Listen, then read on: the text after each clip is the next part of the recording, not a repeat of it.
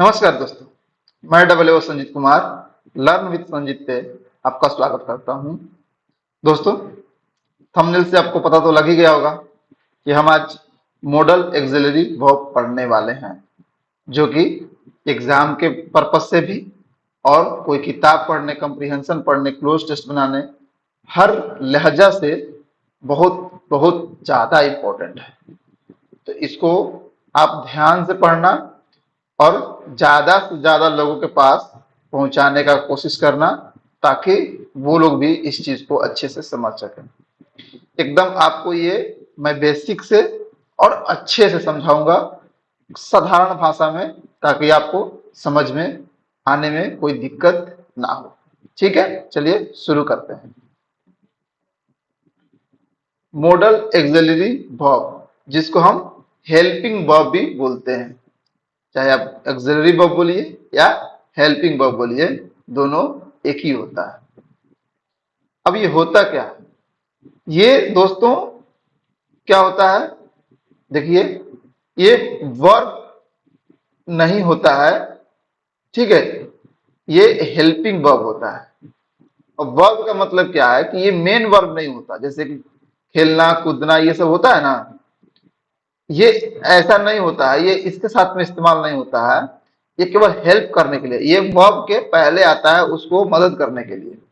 ठीक है,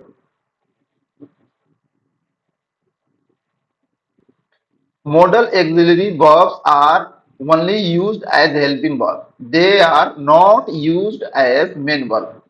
कहने का मतलब है कि ये मेन वर्ब, जैसे खेलना, कूदना, सोना, रोना, ये सब होता है ना, जैसे इज एम आर था, वो दोनों की तरह इस्तेमाल हो रहा था, वो मेन वर्ब की तरह भी इस्तेमाल हो रहा था और हेल्पिंग वर्ब की तरह भी इस्तेमाल हो रहा था। लेकिन ये जो मैं आपको बताने वाला हूं, ये मॉडल जो एक्सिलरी वर्ब है वो प्राइमरी था, ठीक है ना, वो प्राइमरी हेल्पिंग वर्ब था। और ये मॉडल एक्सिलरी वर्ब है, चाहे हेल्पिंग वर्ब है, दोनों कर सकते हैं। तो वो मेन वर्ब और हेल्पिंग वर्ब दोनों की तरह इस्तेमाल होता था, लेकिन ये केवल न केवल हेल्पिंग वर्ब के तरह ही इस्तेमाल होगा, यानी इसके बाद एक वर्ब, मेन वर्ब जरूर आएगा। ठीक है, जैसे यहाँ पे देखिए डू है, यहाँ पे कम है, ये आएगा ही आएगा इसके साथ, और इसके पहले ये आएगा। देखिए यहाँ पे देखिए, ठीक है। अब देखिए एक में और है, चलिए आगे देख लेते हैं, फिर आपको समझाते हैं कि modal auxiliary verbs are not used as V1, V2, V3, ING और S और ES form. Their forms do not change with subject, person और नंबर। ये कहने का मतलब है कि इसमें कोई बदलाव नहीं होता है, ये इसका रूप चेंज नहीं हो सकता, इसमें V1, V2 कोई इसका फॉर्म नहीं होता है। ठीक है, और ये बोल रहा है कि ये चाहे कुछ भी हो, ये कुछ भी हो, ये सिंगुलर हो, प्लूरल हो, है ना, मतलब थर्ड पर्सन हो, सिंगुलर सेकंड पर्सन हो, फर्स्ट पर्सन हो, उससे कोई इसको मतलब नहीं है। ये अपने रूप में ही हमेशा रहेगा, इसमें कोई बदलाव नहीं है। अगर शैल है, शैल का जो इस्तेमाल होने वाला जो जो भी हम लोग कंडीशन पढ़ेंगे, उस कंडीशन में चाहे ये कुछ भी हो, ये हमेशा शुड ही इस्तेमाल होगा। अगर शुड का जब इस्तेमाल हम लोग पढ़ेंगे, जब हम मे का कंडीशन पढ़ेंगे, तो उस कंडीशन में चाहे कुछ भी हो, ये कुछ भी हो, हमेशा मे का ही इस्तेमाल होगा। समझ गए? तो यही बोल रहा है ये, और इनका फॉर्म चेंज नहीं होता है, और इनके बाद हमेशा V1 लगा रहता है। ये जो मॉडल एक्सिलरी वर्ब है, मॉडल एक्सिलरी वर्ब है, इसके बाद हमेशा V1 ही आएगा, ये याद रखिएगा आप। जैसे देखिए, दे शुड स्टडी, देखिए स्टडी क्या है, V1 है, वर्ब का फर्स्ट फॉर्म, तो हमेशा V1 ही इस्तेमाल होगा। ये बात भी नोट कर लीजिएगा, दूसरा नंबर, तीसरा नंबर में। इसके बाद हमेशा वर्ब 1 होगा, अगर सेकंड है तो वो गलत है। ठीक है, जैसे देखिए यहाँ पे ही कुड रन, रन क्या है, फर्स्ट फॉर्म है, रन क्या है, फर्स्ट फॉर्म है। तो ये हमेशा इसके बाद में फर्स्ट फॉर्म ही इस्तेमाल होगा, और इसके रूप में कभी चेंज नहीं होता, ये याद रखना है। ठीक है, अब चलिए हम लोग इसका स्ट्रक्चर देखने के बाद, पहले इसको मिटा दे दोस्तों।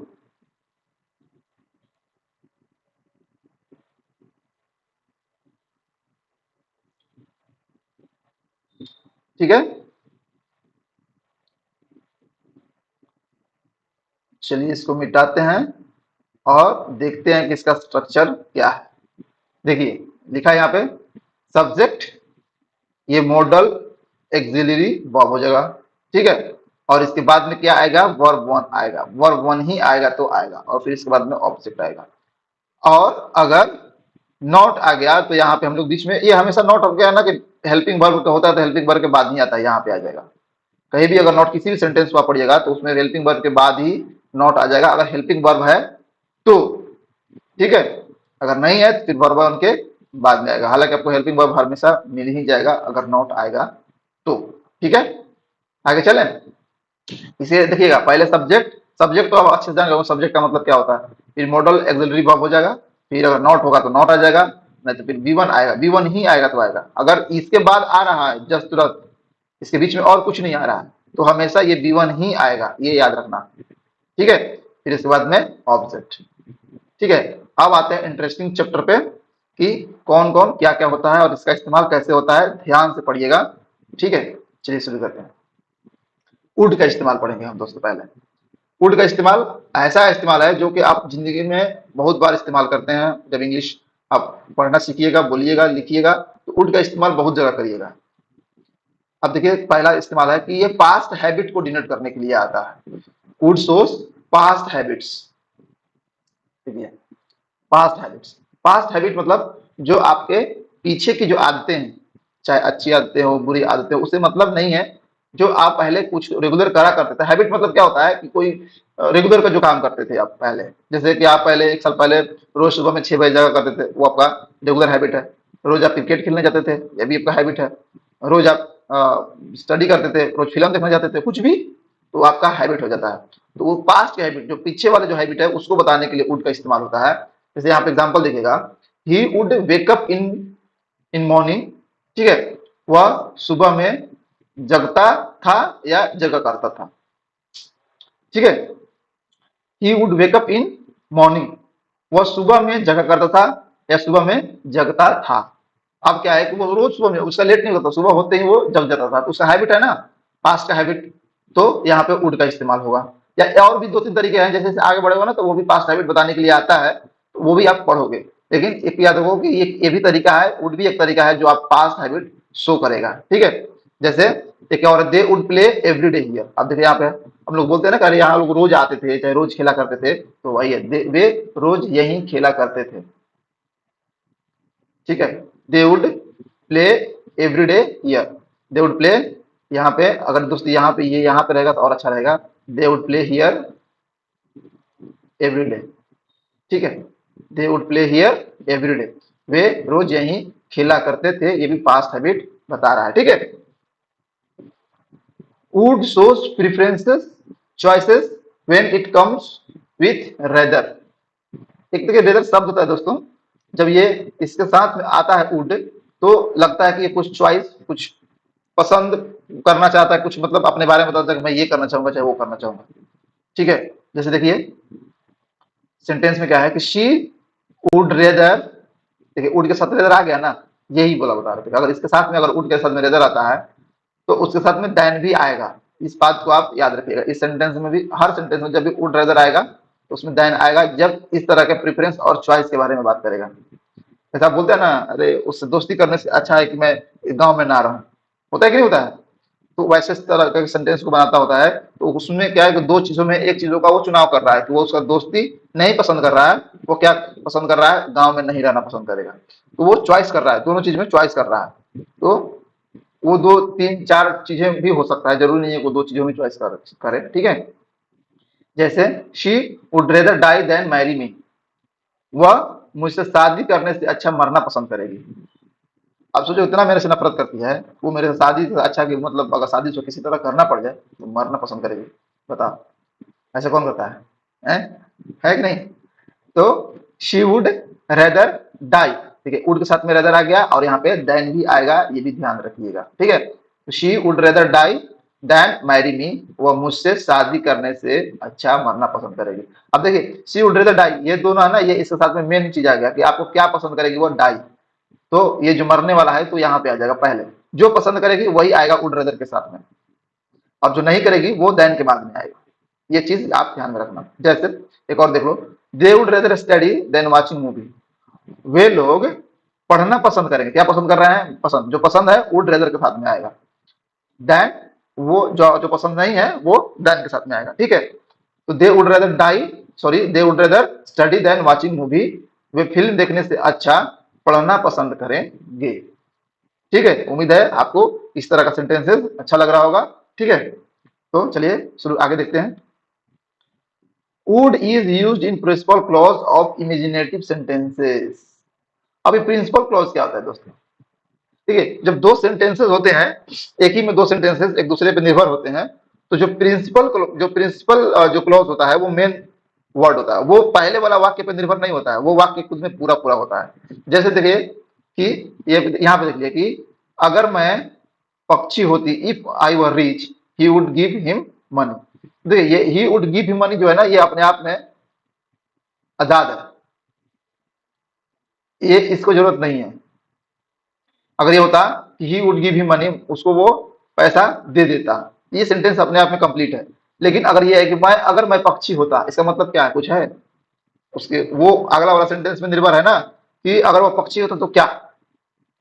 तो जो मेन, जिसको प्रिंसिपल क्लॉज बोलते हैं, मेन क्लॉज बोलते हैं, वो निर्भर नहीं होता है पहले वाला से, लेकिन जो दूसरा वाला सेंटेंस है पहले वाला प्रिंसिपल क्लॉज में निर्भर होता है, ठीक है। इसलिए तो जो दो सेंटेंस होंगे, कंपाउंड सेंटेंस भी जिसको बोलते हैं, तो उसमें जो प्रिंसिपल क्लॉज है वो निर्भर नहीं होता, लेकिन जो दूसरा वाला है वो, जिसको सबऑर्डिनेट क्लॉज भी बोलते हैं, जो निर्भर होता है ना उसको सबऑर्डिनेट क्लॉज बोलते हैं, वो निर्भर होता है प्रिंसिपल क्लॉज पे।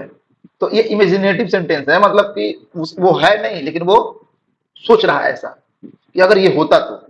बोलते हैं ना, अरे यार मेरे पास पैसा होता ना तो मैं मर्सिडीज गाड़ी खरीद लेता, बोलते हैं मेरे पास पैसा होता तो मैं फॉरेन में घूमने जाता, बोलते हैं ऐसा ना। तो उस तरह का सेंटेंसेस को बनाने के लिए हम लोग वुड का इस्तेमाल करते हैं। जैसे यहाँ पे देख लीजिए, इफ आई वर रिच। अब देखिए एक और बात यहाँ पे, जब आप इमेजिनेटिव का सेंटेंस का इस्तेमाल करेंगे तो यहाँ पे चाहे सब्जेक्ट कुछ भी हो, जैसे देखिए आई के साथ आप जानते हैं कि वाज लगता है, आप जानते हैं ना, आई के साथ क्या लगता है, वाज लगता है। ही के साथ क्या लगता है, वाज लगता है। दे के साथ क्या लगता है, वर लगता है। लेकिन और जो चीजें जैसे जिसके साथ वाज लगता है उसके साथ भी वर ही लगेगा, या जिसके साथ इज भी लगेगा उसके साथ क्या लगेगा, वर ही लगेगा। क्यों? क्योंकि ये इमेजिनेटिव सेंटेंस में हमेशा वर ही का इस्तेमाल होता है, ये आप याद रखना। चाहे सब्जेक्ट कुछ भी हो, अगर यहाँ पे इफ दे होता तो सही होता, अगर ही होता तो भी वर ही होता, शी होता तो भी वर ही होता। समझ में आ गया? तो ये भी आप ध्यान में रखिएगा कि अगर इमेजिनेटिव सेंटेंसेस आएगा वुड के साथ में इस्तेमाल करने के लिए, तो यहाँ पे वर का ही इस्तेमाल होगा, ठीक है, इस तरह के सेंटेंसेस में। तो देखिए, इफ आई वर रिच, अगर मैं धनी होता, ये गलत मत सोचिएगा, गलती से लिखा गया, ये सही है। If I were rich he would give him money. देखिए, अब अगर ये अमीर होता तो वो पैसा क्यों देगा, अगर ये अमीर है तो यही पैसा देगा ना, तो यहाँ पे हो जाएगा आई, ठीक है। I, if I were rich I would give him money. अगर मैं अमीर होता तो मैं उसे पैसा दे देता, ठीक है। तो अगर मैं अमीर होता, तो यहाँ पे मैं लिखूं चाहे ना लिखूं, क्योंकि अगर मैं ही अमीर तो अपने बारे में बात कर रहा हूं ना। अगर मैं अमीर होता तो उसको पैसा दे देता, या अगर मैं अमीर होता तो मैं उसको पैसा दे देता, दोनों एक ही बात है, ठीक है। समझ गए? चलिए आगे चलते हैं। दोस्तों अगर आपको वीडियो लंबी लगेगी तो वीडियो को आप पॉज करके आराम से अपना काम करके फिर आके पढ़ाई कीजिए। बड़ा वीडियो में जरूरी नहीं है कि आप, कभी कभी क्या होता है कंसंट्रेशन लोग खो देता है, तो अच्छा, उससे अच्छा है कि वीडियो खत्म करने के चक्कर में अपना रहे हैं, पहले आप क्या कीजिए, फिर अपना मूड फ्रेश कर लीजिए, फिर आके पढ़ाई कीजिए तो ज्यादा अच्छा रहेगा, ठीक है। क्योंकि पढ़ाई तो आपको ऐसी बोरिंग चीज होता है, जब तक से आपको इंटरेस्ट नहीं होता तब तक से वो आपको बोरिंग लगेगा। तो इंटरेस्ट पैदा करना होता है एक तो अलग जो स्टूडेंट होते हैं, और एक कुछ कुछ स्टूडेंट होते हैं जिनका जल्दी जल्दी नहीं हो पाता है कुछ दिक्कत की वजह से, तो आप आराम से फ्रेश होकर पढ़ाई कर सकते हैं, ठीक है। चलिए, इफ आई वर बर्ड, अगर मैं पक्षी होता, I would fly in the sky, तो मैं आकाश में उड़ता, ठीक है। अब यहाँ हमेशा आई दो बार आ गया कोइंसिडेंटली, लेकिन जरूरी नहीं है कि हमेशा आई ही रहेगा। ये अगर ये भी होता कि इफ, चलिए यहाँ पे देख लेते हैं, इफ ही वर डॉक्टर, अगर वह क्या होता, डॉक्टर होता, ठीक है, तो क्या होगा फिर, he would cure the poor. अगर वह डॉक्टर होता तो वह गरीबों को इलाज करता। ठीक है, तो यहाँ पे देखिए ही के साथ वर आया है, समझ में आ गया आपको। तो कुछ भी हो यहाँ पे इसके साथ में वर ही आएगा। और यहाँ पे इमेजिनेटिव का बात कर रहा है, इमेजिनेशन मतलब कल्पना करना होता है, कल्पना ही तो कर रहा है, अभी है नहीं वास्तविक में। ठीक है, उम्मीद करता हूँ आपको समझ में आ गया होगा। चलिए आगे चलते हैं। और वुड का इस्तेमाल कहाँ होता है? Would is use to make a polite request in an interrogative sentence. अब रिक्वेस्ट आप लीजिएगा तो इंट्रोगेटिव सेंटेंस लगभग बन ही जाता है वो। ठीक है, जैसे पोलाइट रिक्वेस्ट का मतलब क्या है? जैसे मान लो आप किसी से पैसा मांग रहे हो, पापा है, पापा से पैसा मांग रहे हो, तो पापा क्या आप मुझे पैसा देंगे, ऐसे पूछते हैं ना। जैसे मान लो कि दोस्त से मांग रहे हो तो दोस्त से नहीं, वो पोलाइट रिक्वेस्ट उतना नहीं होगा क्योंकि वो फॉर्मल रिक्वेस्ट भी होता है, लेकिन पैसा मांग रहे हो तो पोलाइट रिक्वेस्ट हो सकता है कि दोस्त तो पूछ रहे हो कि यार मुझे पैसा दे दोगे, मुझे 2000 की जरूरत है, अगर अभी दे दोगे तो मेरा काम हो जाएगा, तो क्या तुम मुझे पैसा दोगे? तो यहाँ पे ये हो जाएगा would you give me some money. अब यहाँ पे सेंटेंस अगर इंट्रोगेटिव है तो क्या हो जाएगा? इंट्रोगेटिव ये जो मार्क्स होता है वो हम लोग दे देंगे, क्वेश्चन मार्क्स जिसको बोलते हैं। ठीक है, तो यहाँ पे क्या हो जाएगा? पहले वुड लग जाएगा क्योंकि ये क्वेश्चन में है। आपको पता है कि जब भी कुछ भी इंट्रोगेटिव में होता है, शुरू से आप पढ़ते आ रहे हो, तो जो उसमें जो हेल्पिंग वर्ब होता है वो क्या होता है? पहले हो जाता है, सबसे पहले चला जाता है, वो पता है। तो यहाँ भी वुड पहले चला गया है। तो would you give me some money, यहाँ पर प्लीज लगाने का जरूरत है, यू डू प्लीज लगाने का नहीं जरूरत है, क्योंकि ये खुद ही वुड आता ही है आपको रिक्वेस्ट करने के लिए। तो आप वुड यू प्लीज भी लिखोगे तो वो एक तरह का सुपरफ्लुअस हो जाएगा, मतलब एक्स्ट्रा हो जाएगा वो कुछ करके। तो आप वुड का आप इस्तेमाल नहीं लगा रहे हो तो इसका मतलब प्लीज ही है। ठीक है ना? तो आप वुड में प्लीज लगाने का जरूरत नहीं हो, वुड यू प्लीज, तो फिर वुड क्यों लगा रहे हो भाई? विल यू प्लीज लिख दो ना, या तो वुड यू, देखो वुड यू लिख दिया ये तो, या फिर विल यू प्लीज लिख दो, विल यू प्लीज ना गिव मी सम मनी, या तो ऐसे लिख दो, या फिर would you give me some money ऐसे लिख दो। दोनों का मतलब सेम ही है क्योंकि दोनों में आप प्लीज यहाँ पे रिक्वेस्ट कर रहे हो, और यहाँ वुड लगाने का मतलब ही है कि आप रिक्वेस्ट कर रहे हैं। तो आप इस सेंटेंस को ऐसे भी और ऐसे भी दोनों तरीका से बना सकते हैं। समझ में आ गया?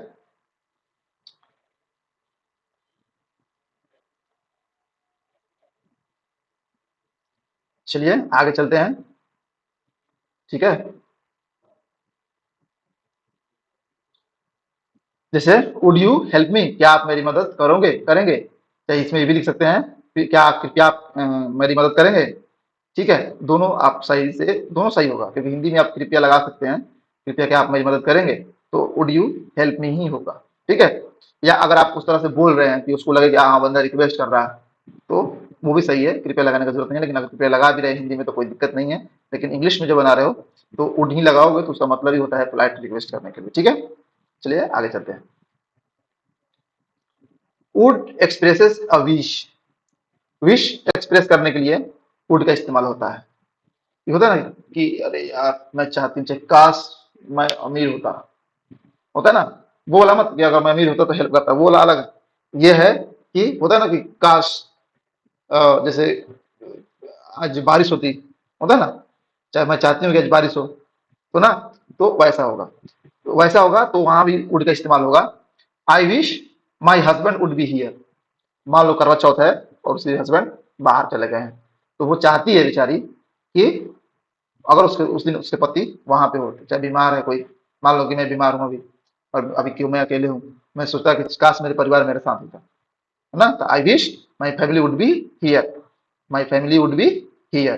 तो ये ऐसे भी सेंटेंस का हम इस्तेमाल करते हैं, ये बहुत जगह इस्तेमाल होता है। काश मेरे बच्चों के पास पैसे होते।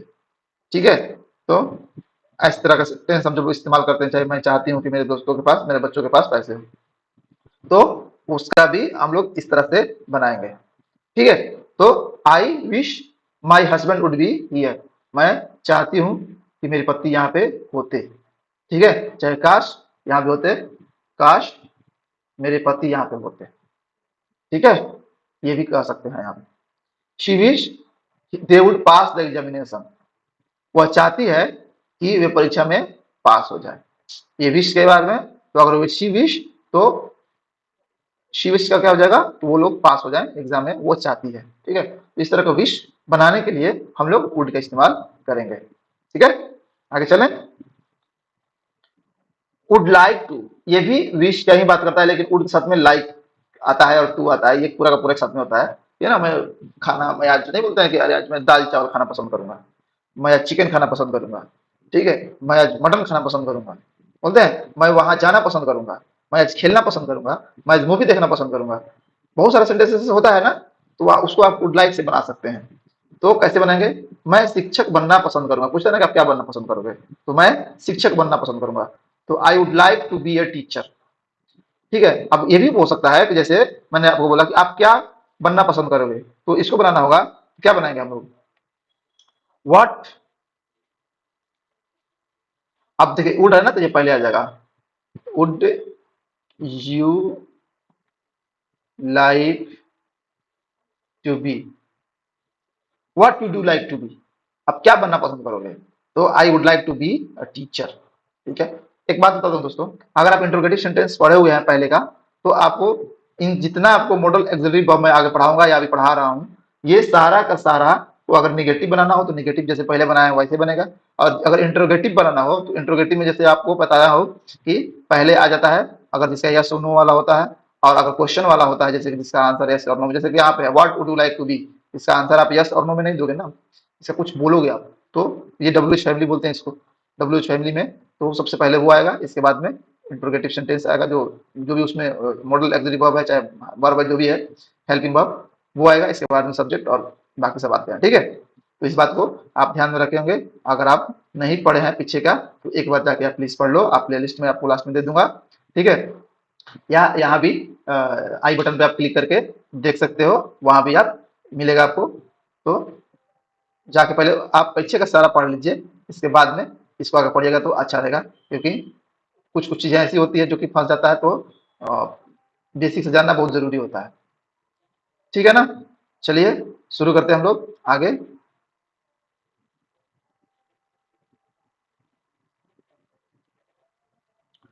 वुड डिनोट्स प्रोबेबिलिटी, वुड क्या डिनोट करता है? प्रोबेबिलिटी डिनोट करता है, मतलब संभावना, पॉसिबिलिटी। जैसे आप सेंटेंस में देखोगे किस तरह का probability, he would not be at home, वो घर पे नहीं होगा, पूछा ना कि अरे वो घर पे है, नहीं यार वो घर पे नहीं होगा। ठीक है, तो he would not be at home, possibility है किसी चीज का नहीं होने का, तो वहां भी वुड का ही इस्तेमाल करेंगे। He would not be at home, वह घर पे नहीं होगा। She would be sleeping. ठीक, अब यहाँ पे स्लीपिंग अलग गया है, तो ये क्यों लगा हुआ है? क्योंकि ये बी आया हुआ है और बी के बाद में स्लीपिंग आईएनजी लगा है, क्योंकि सो रही होगी, ये कंटिन्यूअस में है, जब आप टेंस पढ़ोगे तो समझ में आएगा, जो काम जारी रहता है ना उसमें आईएनजी फॉर्म में लगा के बनाते हैं हम लोग, आगे समझ में आएगा आपको। ठीक है, तो शी वुड बी स्लीपिंग, वह सो रही होगी। अब इतना जानिए कि इस तरह का सेंटेंस होगा कि सो रही होगी, गा रही होगी, खेल रही होगी, चाहे जा रहे होंगे, तो यहाँ पे वुड बी और आईएनजी लगा देंगे, जो भी अगर खेल रहा होगा तो प्लेइंग हो जाएगा, गा रहे होंगे तो सिंगिंग हो जाएगा, जैसे दे वुड बी सिंगिंग, वे लोग गा रहे होंगे। ठीक है, चाहे they would not be at home, वे घर पे नहीं होंगे। ठीक है, इस तरह का सेंटेंसेस आएगा, तो आपको इस तरह से बनाना है। उम्मीद करता हूँ वुड का इस्तेमाल आपको समझ में आ गया होगा। ठीक है, चलिए आप किसी दूसरे का इस्तेमाल पढ़ते हैं, कैन का इस्तेमाल पढ़ेंगे। वुड दोस्तों सबसे बड़ा था, अब ये सब जितने हैं उतना बड़ा नहीं है, एक वुड का इस्तेमाल मैक्सिमम चीजों में होता है, और बाकी सब छोटे छोटे होंगे। चलिए आगे देखते हैं, कैन का इस्तेमाल। कैन का इस्तेमाल कहाँ कहाँ होता है? Can denotes power, ability and capacity, मतलब कि उसमें दिखाता है कि हाँ आपके पावर है कुछ करने का, आपने क्षमता है कुछ करने का, कैपेसिटी है कुछ करने का, तो सर लगभग तीनों का तीनों जो इसमें बताया गया है वो सेम ही है। देखा जाए तो पावर होगा तो एबिलिटी होगा, एबिलिटी होगा तो कैपेसिटी होगा, होगा ना करने का, तो उसको हम लोग कैन का इस्तेमाल करेंगे। और वो अभी के जो बारे में प्रेजेंट में बात करें, ये प्रेजेंट के लिए होता है, प्रेजेंट में, जैसे he can finish this work in one day, वह इस काम को एक दिन में खत्म कर सकता है। तो इसमें क्या है, उसके पास एबिलिटी है, पावर है, कैपेसिटी है, एक दिन में उस काम को खत्म करने का। तो यहाँ पे सकता है भी होगा, लेकिन सकता है बहुत सारा में आएगा, उसमें मत देगा ना, लेकिन मेन पहचानने का ये तरीका है। अब उसमें आपको ये देखना है कि इस कैपेसिटी क्षमता के बारे में बात कर रहा है कि नहीं कर रहा है, तो उसमें कैन लग जाएगा, वो धीरे धीरे आपको करते करते समझ में आने लगेगा। ठीक है, दे can drink 5 liters of water in 1 hour, वे 1 घंटे में 5 लीटर पानी पी सकते हैं। पी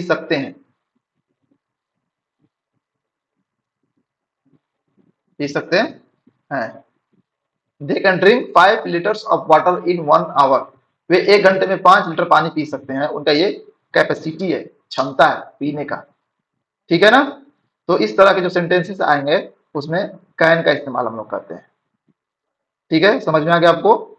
चलिए आगे बढ़ते हैं। दोस्तों इस सब को प्रैक्टिस करने के लिए मैं आपको टेलीग्राम चैनल पे अ, बहुत सारा आपको बनाने के लिए दे दूंगा इंग्लिश में, ताकि आप उसे हिंदी करें तो आपको सहयोग मिलेगा इसको करने में, समझने में, बनाने में। ठीक है, और फिर इसके जब पूरा का पूरा मॉडल एग्जीक्यूटिव वर्ब खत्म हो जाएगा तो आपको फिर से दोबारा मैं इसका प्रैक्टिस कराऊंगा। तो आप प्रैक्टिस करने के लिए अगर आपको चाहिए तो आप डिस्क्रिप्शन लिंक में टेलीग्राम चैनल है, वहां पे जाके आप इसको डाउनलोड कर लीजिएगा। आपको इसका भी पीडीएफ मिल जाएगा, और साथ साथ में प्रैक्टिस करने के लिए भी आपको पीडीएफ मिल जाएगा। और टेलीग्राम चैनल को ज्वाइन कर लीजिएगा और उसको डाउनलोड भी कर लीजिएगा, ताकि जब भी मैं वहां पे कुछ भी डालूं पीडीएफ तो आपको पता चल जाए। चलिए शुरू करते हैं आगे।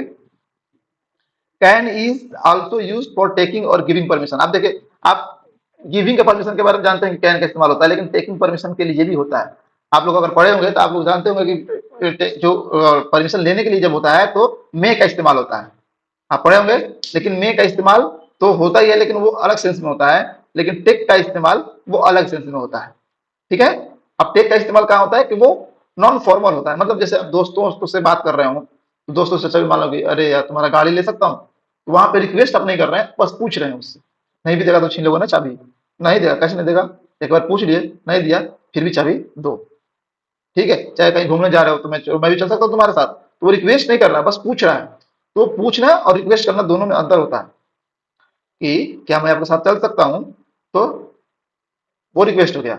और क्या मैं तुम्हारे साथ चल सकता हूँ, मैंने आप और तुम्हारे से आप डिफरेंस मत कीजिएगा। जैसे कि अगर दोस्त है उनसे पूछ रहे हो तो आप रिक्वेस्ट नहीं कर रहे हो, बस पूछ रहे हो, क्योंकि ज्वाइन कर सकते हो आप, है ना। और किसी से मान लो कि कोई पुलिस है, तो पुलिस, क्या मैं आपकी गाड़ी में बैठ सकता हूँ, तो may I sit in your car, jeep, जो भी है। ठीक है, तो उस तरह का है। तो यहाँ पे जैसे कैन परमिशन देने के लिए तो आप जानते हो कि you can come with me, चाहे जो भी, यू कैन कम, तुम आ सकते हो। अगर you can come with me कह सकते हो, तुम मेरे साथ आ सकते हो, ऐसा हो सकता है ना, तुम मेरे साथ, यहाँ पे हो गया आ सकते हो। ये हो सकता है यू कैन कम, तुम आ सकते हो। जैसे कोई पूछा कि may I come in sir, yes you can come ना, यू कम या you can come. You can stay here, तुम यहाँ रुक सकते हो, तो ये परमिशन दे रहा है। ठीक है। लेकिन can I go with you my friend, क्या मैं तुम्हारे साथ चल सकता हूँ मेरे दोस्त, तो ये पूछ नहीं रहा है, पूछ रहा है मतलब रिक्वेस्ट नहीं कर रहा है। समझ में आ रहा है आपको। तो ये एक नॉर्मल, जब नॉन फॉर्मल, एक फॉर्मल होता है तो उसमें आप मे का इस्तेमाल करोगे, लेकिन जो नॉन फॉर्मल होता है उसमें आप कैन का इस्तेमाल करें। जैसे मान लो कि 3 लोग बैठ के खाना खा रहे हैं, और एक और खाली जगह है, तो एक बंदा गया, तो क्या मैं यहाँ बैठ सकता हूँ, तो पूछ नहीं रहा है, परमिशन नहीं ले रहा है, बस पूछ रहा है, क्योंकि वैसे भी वो तो बैठेगा अगर जगह नहीं होगा तो। ठीक है ना। बस फॉर्मेलिटी करते हैं वो। नॉन फॉर्मल में जैसे दोस्त होते हैं तो बस बोल देते हैं, दो चार दोस्त बैठे हैं वहां पे जाके बैठ गए। एक और है, can I take your bike, क्या मैं तुम्हारा बाइक ले सकता हूँ, तो ये बस पूछ रहे हैं, रिक्वेस्ट नहीं है। इसको ज्यादा रिक्वेस्ट में अपना नहीं लेना। ठीक है, इस तरह में आप कैन का इस्तेमाल करेंगे। ये आगे चलते हैं। Can show theoretical possibilities. जैसे होता है ना कि जैसे कि क्या है कि everyone can make a mistake in their life. जिंदगी में हर कोई गलती कर सकता है, सही बात है। तो ये थियोरेटिकल पॉसिबिलिटी है, कुछ पॉसिबिलिटी अगर हो रहा है होने का नॉर्मली, तो वहां पे आप कैन का इस्तेमाल करेंगे। ठीक है, everyone can make mistake in their life. जैसे circumstances can change any time, परिस्थितियां कभी भी बदल सकती हैं, है ना। Circumstances can change any time, परिस्थितियां कभी भी बदल सकती हैं, तो ये सब पॉसिबिलिटी है। तो पॉसिबिलिटी में भी ना, जो नॉर्मल पॉसिबिलिटी होता है उसमें आपको कैन का इस्तेमाल होगा। जैसे हो सकता है वो आज आ जाए, तो अगर ज्यादा पॉसिबिलिटी है तो कैन का इस्तेमाल होगा। कि अगर कम पॉसिबिलिटी है तो मे का है, और बहुत ज्यादा कम होगा तो माइट का हो जाएगा। इसका मैं आपको कंपेयर कैन में माइट में लास्ट में जब मे और माइट आपको पढ़ा दूंगा, और कैन का भी, तो तीनों का कंपेयर करके बताऊंगा, ताकि आप कंफ्यूज ना हो। ठीक है, चलिए आगे चलते हैं। कुड, कुड का इस्तेमाल हम लोग देखते हैं। कैन का इस्तेमाल हमने देखा, तो कैन में क्या है कि वहां भी एबिलिटी, पावर और कैपेसिटी के बारे में बात करता है, लेकिन वो प्रेजेंट के बारे में बात कर रहा था। मतलब जैसे आप देखे होंगे कि यहाँ पे आपको मैं लिखवाया हूंगा कि ये प्रेजेंट के बारे में, देखिए यहाँ मैं लिखा हूं ना, प्रेजेंट के बारे में बात कर रहा है। लेकिन जो कुड है वो क्या है कि आपको पास्ट एबिलिटी के बारे में बात कर रहा है। देखिए यहाँ पे लिखा हुआ है पास्ट एबिलिटी, मतलब पहले के बारे में बात कर रहा है। पहले उसके पास क्षमता था, पहले वो दौड़ सकता था, अब नहीं दौड़ सकता है। ठीक है, तो पहले दौड़ सकता था तो ही कुड हो जाएगा, ही कुड रन, वो दौड़ सकता था। जैसे ही कुड, मान लो जैसे बोला he could run 6 kilometres in 1 hour. वह 1 घंटा में 6 किलोमीटर दौड़ सकता था। आप पता नहीं दौड़ सकता है कि नहीं दौड़ सकता, नहीं दौड़ सकता है। तो इस तरह के जो पास्ट के जो पहले के जो बातें के बारे में, जो कैपेसिटी और एबिलिटी के बारे में जब बात हो तो हम लोग कुड का इस्तेमाल करेंगे।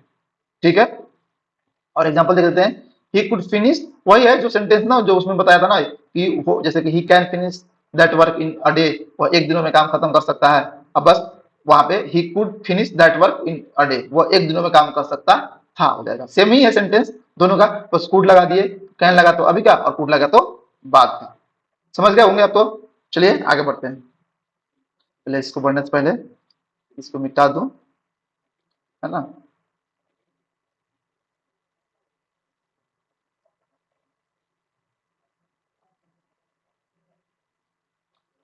चलिए फिर,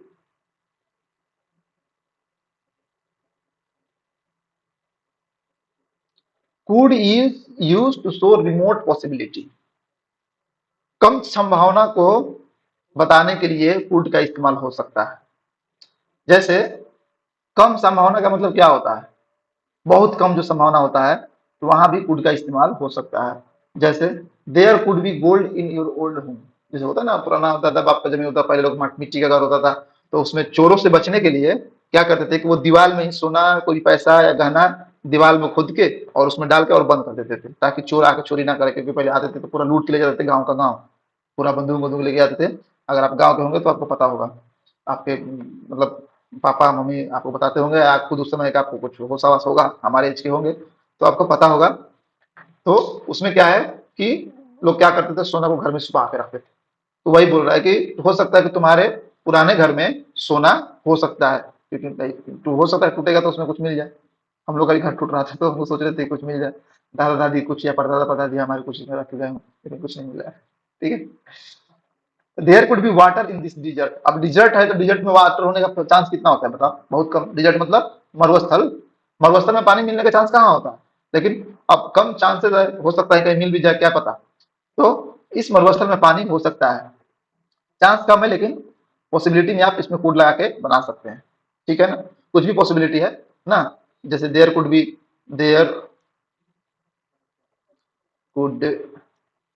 बम इन दिस मॉल, इस मॉल में बम हो सकता है, ये भी चांस हो सकता है, होगा कि नहीं। तो रिमोट पॉसिबिलिटी, हालांकि मैं ऐसा तो है ना पॉसिबिलिटी ना कि आपको वहां पे होगा, लेकिन फिर भी चांस अगर आपका कम दिखाने के लिए अगर हो रहा है, रिमोट पॉसिबिलिटी अगर मतलब संभावना बहुत ना के बराबर है, तो आपको यहाँ पे कोड का इस्तेमाल हम लोग करेंगे। ठीक है, चलिए आगे चलते हैं। तो यहाँ पे आप देखिए फॉर्मल रिक्वेस्ट के लिए भी होता है। फॉर्मल देखिए उस समय क्या था, कोड का इस्तेमाल कहाँ था, कोड का इस्तेमाल था नॉर्मल, आपको रिक्वेस्ट नहीं था, वो बस एक पूछना था। लेकिन यहाँ पे फॉर्मल रिक्वेस्ट करने के लिए भी आप कुड का इस्तेमाल करेंगे। ठीक है, जैसे could my daughter meet mister Vinod, क्या मेरी बेटी श्रीमान विनोद से मिल सकती है कि नहीं। अब यहाँ पे एक फॉर्मल रिक्वेस्ट हो रहा है कि जैसे मान लो कि कहीं कोई साहब बैठे हैं और साहब को आपको मिलना है चाहे किसी से मिलना है, तो दरवाजे पे जो खड़े रहते हैं दरबान, उनसे पूछे कि क्या मेरी बेटी मिल सकती है, तो पूछ के आते हैं कि हाँ मिल सकते कि नहीं। तो आप वहां फॉर्मल रिक्वेस्ट कर रहे हैं, है कि नहीं। तो उस तरह से अब मिलने वाला सेंस नहीं हो, बहुत तरह का सोच कि अगर मान लो कि कहीं आपको मदद चाहिए और आप कोई है नहीं वहां पर मदद करने वाला, तो किसी भी पराया लोगों से जैसे कि पूछ रहे हैं, वहां पर फॉर्मल रिक्वेस्ट आप कर रहे हैं कि आप मेरा मदद कर दें, could you please help me. तो यहाँ भी ऐसा could you help me formal request आप इस्तेमाल कर सकते हैं। Could PM come to my home, क्या पीएम मेरे घर पे आ सकते हैं। यहाँ भी आप फॉर्मल रिक्वेस्ट गए थे पीएम को कार्ड देने के लिए अपने शादी का, तो शादी में आप पूछ रहे हैं पीएमओ के कोई ऑफिसर से कि क्या पीएम मेरे घर में आ सकते हैं, तो वहां भी आपका फॉर्मल रिक्वेस्ट ही कर रहे हैं। ठीक है, तो आप उम्मीद है कि आपको फॉर्मल रिक्वेस्ट समझ में आ गया होगा। फॉर्मल मतलब फॉर्मल इनफॉर्मल आपको समझ में आ रहा है। फॉर्मल फॉर्मल लोगों से होता है, एक तरह का बिजनेस टाइप का, या किसी बड़े लोगों से आप बात कर रहे हो, चाहे जिसको आप नहीं जानते हो उनसे बात कर रहे हो, तो वहां पे आप रिक्वेस्ट कर रहे हो तो एक तरह का फॉर्मल रिक्वेस्ट हो जाता है। ठीक है। शुड, शुड का इस्तेमाल कहाँ होता है? देखिए, शुड का इस्तेमाल, देखिए अगर लास्ट में चाहिए लगा है तो शुड का होता है, मस्ट में भी चाहिए लगा होता है तो शुड होगा। लेकिन नॉर्मली अगर चाहिए होता है तो वहां पे शुड का इस्तेमाल होगा। और शुड का इस्तेमाल कहाँ होगा? सजेशन और एडवाइस एक्सप्रेस करने के लिए आपको शुड का इस्तेमाल होगा। जैसे आप ये सजेस्ट कर रहे हैं भाई साहब, यू शुड गो नाउ, तुम्हें जाना चाहिए, यहाँ पे ये सलाह दे रहे हैं कि अब आप जा सकते हो, जाने के लिए बोल रहे हैं। यू शुड गो नाउ, अब आपको जाना चाहिए। You should keep clean our home, हमें sorry we should keep clean our home, हमें अपने घर को साफ रखना चाहिए। ये एडवाइस है। तो जहां भी अगर ऐसा आएगा, ठीक है, कि हो गया कि वी शुड ना रन नाउ, हमें अब दौड़ना चाहिए। ठीक है। तो वहां भी नॉर्मली आपको शुड का इस्तेमाल वहां पे होगा जहां पे आपको ऐसे लगे कि सजेशन एडवाइस कर रहे हैं भाई साहब, या चाहिए लिखा होगा, मेनली केवल चाहिए लिखा हुआ है, तो वहां पे शुड का आप इस्तेमाल कर लेंगे, कोई दिक्कत आपको नहीं होगा। ठीक है। और क्या होता है? शुड का इस्तेमाल ना लेस्ट के साथ में होता है निगेटिव सेंटेंस में। कैसे? निगेटिव सेंटेंस में कैसे होता है? इसका देखिए स्ट्रक्चर ना ऐसा होता है, पहले कोई सेंटेंस होगा, फिर लेस्ट होगा, फिर कोई कुछ सेंटेंस होगा, और फिर शुड होगा, फिर कोई सेंटेंस होगा। चलिए इसका एग्जांपल देख लेते हैं। वॉक स्लो, एक यहाँ का सेंटेंस हो गया, ये लिस्ट यहाँ पे आ गया कॉमा देके। अब यहाँ फिर एक सेंटेंस, यहाँ पे सेंटेंस या कोई भी वर्ड है, यू, फिर शुड, और फिर एक यहाँ पे वर्ड या सेंटेंस आएगा।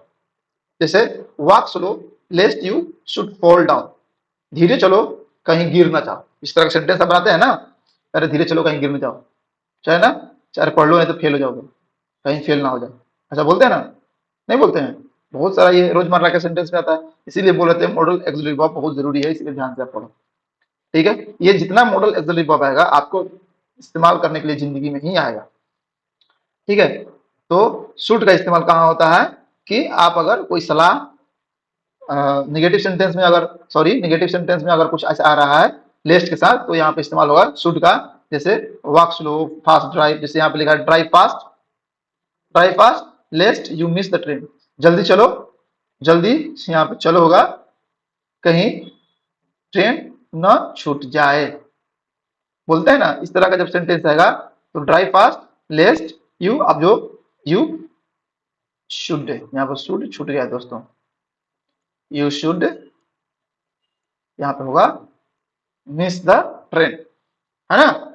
Drive fast लेस्ट you should miss the train, जल्दी चलो कहीं ट्रेन ना छूट जाए। इस तरह का बहुत सारा सेंटेंस आपको मिलेगा। जैसे लेबर हार्ड,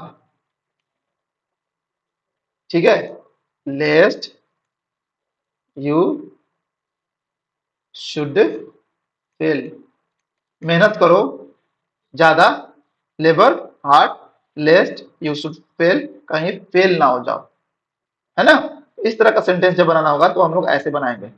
उम्मीद करता हूं आपको समझ में आ गया होगा, है ना? बहुत इसमें ज्यादा दिमाग नहीं लगाना है, धीरे धीरे धीरे धीरे ना आपको सब समझ में आने लगेगा। जब आप पढ़ते रहोगे ना, प्रैक्टिस करते रहोगे, तब समझ में आने लगेगा। दोस्तों हमको लगता है वीडियो बहुत ज्यादा बड़ा हो जाएगा, तो एक और इस्तेमाल करने के बाद में हम लोग वीडियो को खत्म करेंगे। आउट टू का इस्तेमाल कहाँ होता है? आउट टू का इस्तेमाल, आउट टू का इस्तेमाल मोरल ऑब्लिगेशन या ड्यूटी में होता है। यहाँ भी चाहिए ही होता है, लेकिन जब आपको लगेगा ना कि इस सेंटेंस में कोई ड्यूटी के बारे में बात कर रहा है, कोई ऐसा ऑब्लिगेशन बारे में जो नैतिकता के बारे में बात कर रहा है, तो वहां पे हम लोग आउट टू का इस्तेमाल करते हैं। इस शुड का ही थोड़ा सा एडवांस वर्जन है कि वो शुड में ही आता है, लेकिन थोड़ा सा उसमें बदलाव हो जाता है। जैसे यहाँ पे एग्जाम्पल से आपको समझ में आएगा कि we would to serve our nation, जैसे हमें अपना देश को सेवा करना चाहिए, फक्र की बात आ गया ना, जैसे ड्यूटी के बारे में बात आ गया, ये ना, ड्यूटी के बारे में बात आ गया आपका, तो आपको भी यहाँ पे आउट टू का इस्तेमाल करेंगे। ठीक है। जैसे we out to serve our nation, हमें अपने देश की सेवा करनी चाहिए, देश की सेवा करनी चाहिए, तो यहाँ पे क्या आएगा? ड्यूटी आ गया। ठीक है। I ought to help the poor, यहाँ पे क्या आ गया? मोरल ऑब्लिगेशन आ गया, जो नैतिकता हम लोग बोलते हैं, नैतिक नैतिक जिम्मेदारी, हमें गरीबों की मदद करनी चाहिए। तो I ought to help the poor, हमें मदद करनी चाहिए किसकी, गरीबों की। इस तरह का सेंटेंस आपको जहां पे लगे कि यार कुछ नैतिकता के बारे में बात कर रहा है या कुछ ड्यूटी के बारे में बात कर रहा है, तो वहां पे आप चाहिए होगा तो आउट टू आराम से लगा सकते हैं, कोई दिक्कत नहीं होगा। एक और देख लेते दोस्त, मस्ट का इस्तेमाल। Must is use to show compulsion. ठीक है, ये भी कंपल्सन मतलब आपको बेबस करने के लिए है कि आपको ये काम जरूर करनी चाहिए। देखिए ये भी चाहिए लगा रहेगा, लेकिन आपको लगेगा अगर जरूर करना चाहिए। जैसे you must come school on time, तुम्हें समय से स्कूल जरूर आना चाहिए। देखिए यहाँ पे ऐसे ही पहचान कर सकते हैं कि यहाँ पे आप जरूर लगा दो तो कंपल्सन के बारे में बात करें, टीचर बोल रहे हैं कि नहीं आपको फेल कर देंगे, तुम्हें जरूर आना है। ठीक है, तो तुम्हें you must come school on time, तुम्हें स्कूल समय पे जरूर आना है। उसी तरह corrupt leaders must leave India, जो भ्रष्ट नेता है उनको देश जरूर छोड़ देना चाहिए, या जो भ्रष्ट आदमी है उनको भी देश छोड़ देना चाहिए, नहीं तो सुधर जाना चाहिए। ठीक है, तो वहां पे corrupt leaders must leave India, तो भ्रष्ट नेताओं को जो देश है, देश जरूर छोड़ देना चाहिए। समझ में आ गया होगा उम्मीद है आपको कि मस्ट का इस्तेमाल कहाँ होगा, जहां पे कंपल्सन, जहां पे किसी को आप बाध्य कर रहे हो कोई काम करने के लिए। ठीक है ना, you must go from here otherwise I will kill you, तुम्हें यहाँ से जरूर जाना चाहिए नहीं तो मैं तुम्हें मार डालूंगा। ठीक है, वहां भी जहां पे आप किसी को बाध्य कर रहे हो किसी काम को करने के लिए, तो वहां पे कंपल्सन है और वहां पे मस्ट का इस्तेमाल होगा, बस इतना आपको ध्यान रखना है। Must also shows fix determination. Fix determination मतलब कि मेरे को करना ही करना है। होता है ना कि कोई पढ़ने वाले बच्चे होते हैं कि हमको 4 घंटा पढ़ना है तो हमको पढ़ना है, 10 घंटा पढ़ना है तो पढ़ना है, हमको आज ये वाला चैप्टर खत्म कर देना है तो खत्म कर देना है, हमको आज ये वीडियो रिलीज कर देना है तो रिलीज कर देना है। तो वो फिक्स डिटरमाइंड कर दिया कि हमको करना ही करना है, तो वहां पे होगा। जैसे India must win the world cup, Bharat को वर्ल्ड कप जरूर जीतनी चाहिए, तो यहाँ फिक्स डिटर्मिनेशन कर रहा है। जैसे आई, इसे आपको ज्यादा समझ में नहीं आएगा, इसे देखिए, I must get 90% marks in matriculation, मुझे 10वीं में 90% मार्क्स जरूर लेने चाहिए, जो डिटरमाइन कर रहा है कि हमें 90% मार्क्स लाने ही चाहिए। तो क्या होगा यहाँ पे, आपको मस्ट का इस्तेमाल हो जाएगा। जहां पे होगा कि मेरे को करना ही चाहिए, ये चाह किसी तरह मेरे को ये करना चाहिए, तो वो आपको वहां पे मस्ट का इस्तेमाल होगा। मस्ट मतलब बस बेसिकली ना किसी चीज में फोकस करता है और ज्यादा। जैसे यहाँ भी कंपल्सन है तो उसमें भी फोकस करना है, आपको आना चाहिए लेकिन आपको जरूर आना चाहिए, यहाँ भी फोकस कर रहा है। यहाँ पे फिक्स डिटर्मिनेशन कर रहा है तो वहां भी बोल रहा है चाहिए लेकिन जरूर ये हमको ये फिक्स करना है कि हमको ये करना ही करना है, तो वहां पे मस्ट का इस्तेमाल होगा। समझ गए। अब मस्ट एक्सप्रेस ड्यूटी, जैसे ड्यूटी अगर बात करें, जैसे कि ये teacher must do his her duty, एक शिक्षक को उसकी कर्तव्य जरूर करना चाहिए, पूरा करना चाहिए। जो टीचर पढ़ा रहा है, ठीक है, तो उसको भी अपना ड्यूटी पूरा करना चाहिए। A soldiers must fight for his country, a soldier को उसके देश के लिए जरूर लड़ना चाहिए। या हमें भी we should must fight for our country, यहाँ पे आप लिख सकते हैं, इधर जगह नहीं है दोस्तों, यहाँ पे देख लो, we must fight for our country, हमें अपने देश के लिए जरूर लड़ना चाहिए। तो यहाँ भी आपका ड्यूटी है ये लड़ना, चाहे we should be, sorry, we must be honest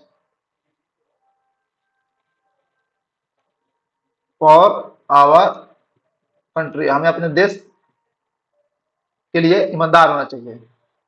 ठीक है, तो वहां भी आपको ड्यूटी बात कर रहा है, तो वहां भी आप मस्ट का इस्तेमाल कर सकते हैं। ठीक है